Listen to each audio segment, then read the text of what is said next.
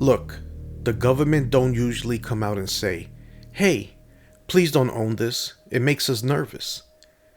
That's how power works. Instead, laws get passed, regulations get added, imports get restricted, licenses get required, and slowly, certain items disappear from normal civilian life.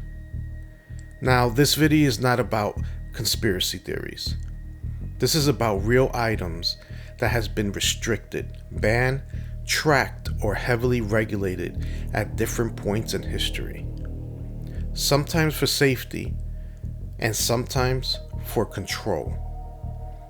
Because when the system gets unstable, power grids fail, the economy starts to wobble, disaster hits, conflicts happen. The people who prepare early always do better. So today we're breaking down 10 items the government really doesn't want you owning or stockpiling. And yeah, some of these might surprise you. Item number 10, long-range communication gear. If normal communication fails, phone die, internet goes down, cell towers get overloaded. What still works? Old school radio, ham radios, long-range transmitters, signal repeaters. These have been regulated for decades. Why? Because communication equals coordination. Coordination equals power. In disasters, first thing authorities try to control is information flow. Now, radio isn't illegal, but transmitting without a license? Huge fines. And historically, some countries straight ban civilian radio ownership during wartime. Why survivalists care? If the grid goes dark, radio becomes the internet. Item number 9, night vision and thermal gear. Military tech trickles down, but slowly. Night vision used to be fully military only. Thermal imaging still gets exports restricted today. Because whoever owns the night wins. Search and rescue, security, tracking movement, and avoiding detection. If society gets unstable, being able to see without light is massive. Not illegal to own in many places, but controlled, tracked, or restricted depending on what model. Item number 8, large-scale food preservation gear. Not your kitchen freezer. We're talking about freeze dryers, bulk grain storage systems, commercial vacuum preservation, long-term oxygen sealed food vault setups. Why would this even be regulated? Because during shortages, people who control food supply control stability. History example. During wartime rationing, some governments limit private stockpiling because panic buying can crash supply chains faster than disasters do.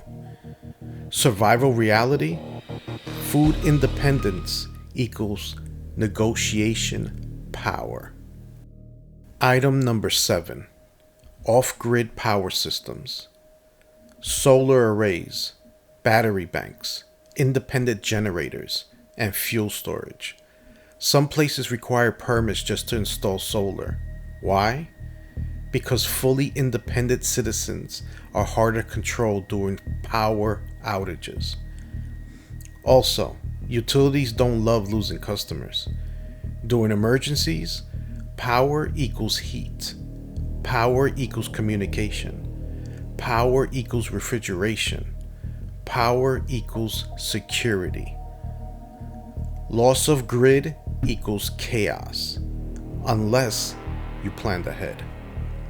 Item number 6, advanced water collection systems. This one shocks people. Some regions regulate rainwater collection. Why? Official reasons, water right laws, environmental management. But historically, water independence has always been power independence. Cities rely on centralized water. If that stops, prepared people instantly become extremely valuable or extremely targeted. Water is survival currency, always has been. Item number 5, maps. Real physical maps.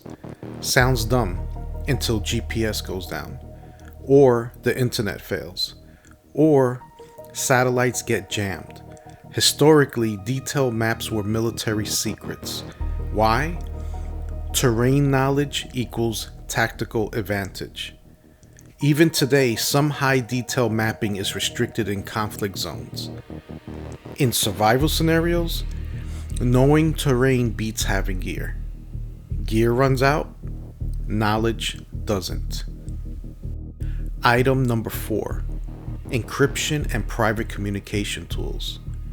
Strong encryption has always made government nervous. Not illegal to use, but heavily monitored in many countries. Because if people can't communicate privately, authorities lose visibility. From a survival angle, privacy equals safety. Operational security equals survival. During unstable periods, data becomes as valuable as food. Item number 3, medical stockpiles and trauma gear. Not talking about band-aids, we're talking about advanced trauma kits, surgical grade tools, bulk antibiotics, emergency medical training gear. Historically, wartime governments restricted medical supply hoarding. Why? Because medical capacity equals population survival. In collapse scenarios, hospitals overload in hours. If you can treat injuries locally, you instantly become critical infrastructure. Item number 2, fuel storage. Fuel is modern day blood. Transport, heating, generators, emergency evacuation. Large private fuel storage gets regulated heavily because fuel stockpiles equals mobility, and mobility equals freedom. In disasters, gas stations empty first, always. And item number 1, knowledge. Not a physical item, but historically, knowledge controls has always existed. Survival manuals, engineering knowledge, medical training, farming techniques, communication methods. The more self-sufficient people become, the less dependent they are on the system. And the system prefers dependency. The most dangerous survival tool? A trained brain. Alright, here's a bonus item. Community networks. Lone wolf survival is a movie fantasy. Real survival equals groups, trusted people, skill diversity, shared resources, local coordination. Historically, governments feared organized civilian groups during unstable periods because cooperation multiplies resilience. Here's the real takeaway. This isn't about paranoia, it's about patterns. History shows during crisis, supply chain fails, information gets controlled, resources get centralized. And the people who prepare early don't panic when everybody else does. You don't need a bunker. You don't need crazy gear. You just need skills, a backup plan, redundancy, and awareness. Because survival isn't about fear. It's about options. And options are freedom. If you want more real survival breakdowns, not Hollywood fantasy, hit subscribe. Next video, we'll be breaking down what actually happens in the first 72 hours of a grid collapse.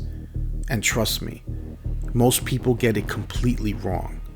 Stay ready, stay smart, stay calm.